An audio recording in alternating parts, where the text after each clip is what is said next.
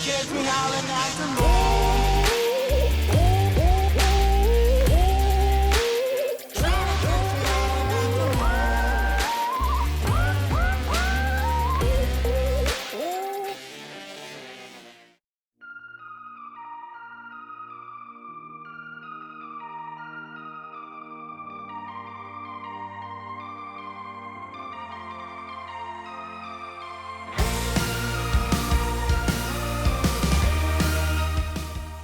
Welcome to Pond Zone 9 in Union, South Carolina for round 6 of the 2022 MidEast Racing PeeWee bike season.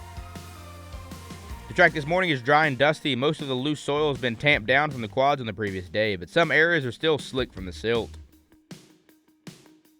Across the front line, the competition is heating up between the top three. Mason Moretz holds a solid 21 points lead. Second place currently goes to Jaxon Saxon by 2 points after Jameson Sowers' absence last round. Jameson will be looking to take that back today. Braxton McCarson, a.k.a. Whistle, is currently a favorite to watch after taking his second podium at Chestnut Corner. We will also be watching Colton Curtis on a 743 Cobra after taking his first podium last round. All right, so which one of you two is taking a win today? You're taking a win today? Or are you taking a win today? You're taking it. I think you guys are going to have to battle out to see who's going to get it. So. Good luck, mate. On row 3, we're watching Intermediate 6. Gavin Hodges currently holds a comfortable 11-point lead after winning every round so far. The real battle is coming together in second and third place between Seth Houston and Nicholas Knighton, who are 1 point apart. The wild card this weekend is number 557, Crew Russell, son of 8-time National Series champion Caleb Russell. He's making his first appearance at MidEast of the season. Finally, on row 5, we're taking a look at girls 4 to 9. Taylor Baird currently has a 6-point lead over Lexie Conner. Lexie took the win at Chestnut Corner, is looking to take another today. We'll also be following Georgia DeArmond, who finished top 3 in the last 3 rounds. You have the coolest looking helmet here, you know that? Good luck today. Thank you. Engines are revved as the riders wait for the green flag to fly.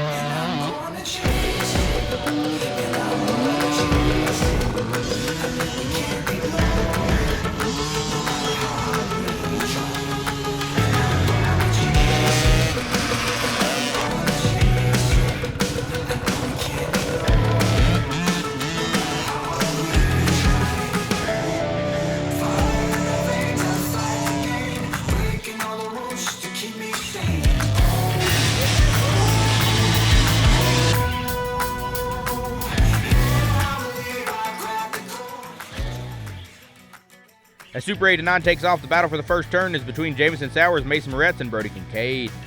Mason takes a wider line, carrying more speed through the corner, barely getting the whole shot over Brody Kincaid on the inside line. Jameson unfortunately gets pinched out, tying for third with 721 Jack Baker. Braxton McCarson is tied for fifth with Chase Schultz, and 2 more positions back came Colton Curtis. Jaxon Saxon unfortunately had a very slow start, coming around the corner in 19th place.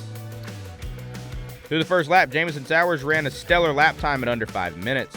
And that gave him a lead of nearly 10 seconds over Mason Moretz. Jack Baker took third, fighting to keep near the top 2. Colton Curtis made his way up the pack into fourth with Braxton McCarson just over a second behind him. Jaxon Saxon made a charge up through the field, winding up in 8th by the end of the first lap. Intermediate 6 took off the line 2 rows later with Crew Russell blasting away from the field, taking the first corner on the whole shot by a decent distance. Gavin Hodges, Nicholas Knighton, and Seth Houston were close together for second, third, and fourth. Much of that order would stick through the first lap, with Crew Russell gaining a 40-second lead over Gavin Hodges. Nicholas Knighton was another minute and 10 seconds behind in third. Seth Houston unfortunately ran over an 11-minute lap, dropping to 6th place behind Bryce Grant and Levi Ruiz. Another 2 rows back, girls 4 to 9 took off, with Taylor Baird getting a strong launch, rounding the corner first and taking the whole shot. Gabby Pereira looked to be second, but Lexie Conner crossed the line just on the inside, taking it by less than a bike length. Georgia DeArmond started off 5th behind 503 Addison Burgess. The first lap would almost completely change up the order. Taylor Baird would continue to lead, pulling away by a minute and 15 seconds. Addison Burgess and Georgia DeAmron moved up past Lexie Conner and Gabby Pereira, taking second and third just 25 seconds apart. Gabby and Lexie were not too far behind, looking to battle it out and take their positions back into the second lap.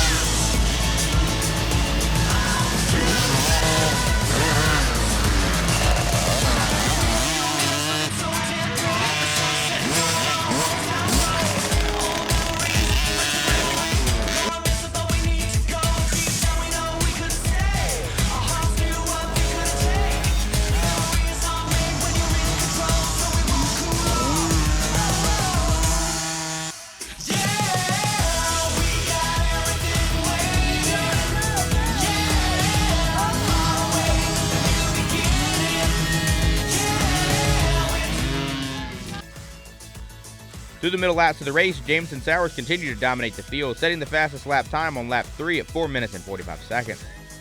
Mason Moretz held second, trying to catch him, and stayed within 15 seconds. Jack Baker fought to stay with Mason, but slowly was losing him each lap. Their gap was over a minute by the end of the 4th lap. Colton Curtis held down 4th ahead of Braxton McCarson and Jackson Sharp's battle for 5th. Braxton and Jackson were battling it out within a few seconds of one another. Jaxon Saxon wasn't much further behind, moving between 7th and 8th place, battling it out with Carter Tobin and Sawyer Smith. Crew Russell continued to dominate the intermediate 6, furthering his gap over Gavin Hodges by more than a minute. Nicholas Knighton held down 3rd place, slowly losing ground on Gavin. Seth Houston continued to have slower laps on his new bike, but he moved up to 5th on the 2nd lap ahead of Levi Ruiz. In Girls 4-9, Taylor Baird continued to run away with the rest of the field, showing why she's the points leader.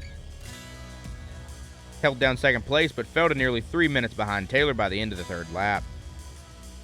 Georgia DeAmron followed behind Addison by less than 35 seconds, pushing to catch her. Lexie Conner picked up the pace, taking 4th place over Gabby Pereira, moving within striking distance of Georgia. Mason Moretz continued on a charge to take the lead, closing the gap on Jameson Sowers, but wouldn't quite make it as Jameson held his lead, bringing out the checkered flag. Mason finished 2nd, under 5 seconds behind him. Jack Baker closed out the podium in 3rd place with his first MidEast race of the season. Colton Curtis crossed the line 4th, over a minute and a half behind Jack, followed by Braxton McCarson. Jaxon Saxon finished 7th, continuing to battle with Sawyer Smith and Carter Tobin. Jackson was 4 seconds behind Sawyer and less than 0.2 of a second ahead of Carter. How was the race, bud? How'd you end up getting out in front of DM? Well, Mason passed me, and then he fell, and I had the chance to pass him. So. Yeah, well, good race today. Congratulations on winning. What's the new handlebar design? I looped it. He looped it. Finishing out intermediate 6, Crew Russell brought his gap ahead of Gavin Hodges over a minute and 40 seconds. This gave him the chance to complete a 5th lap by being the only intermediate 6 rider to do so. Nicholas Knighton continued to fall off the pace from Gavin, ending his 4th and final lap over 3.5 minutes behind. Seth Houston finished out his race maintaining 5th place, nearly a minute behind 4th Bryce Grant. Coming to the finish in Girls 4-9, Taylor Baird had nearly a 4-minute lead ahead of 2nd place Addison Burgess at the checkered. Georgia Deameron kept her close distance to Addison, finishing under 30 seconds later. She'll be the last girls 4-9 rider to complete 4 laps. Lexie Conner ran into some bike issues on the last lap and had to be towed out, only completing 3 laps.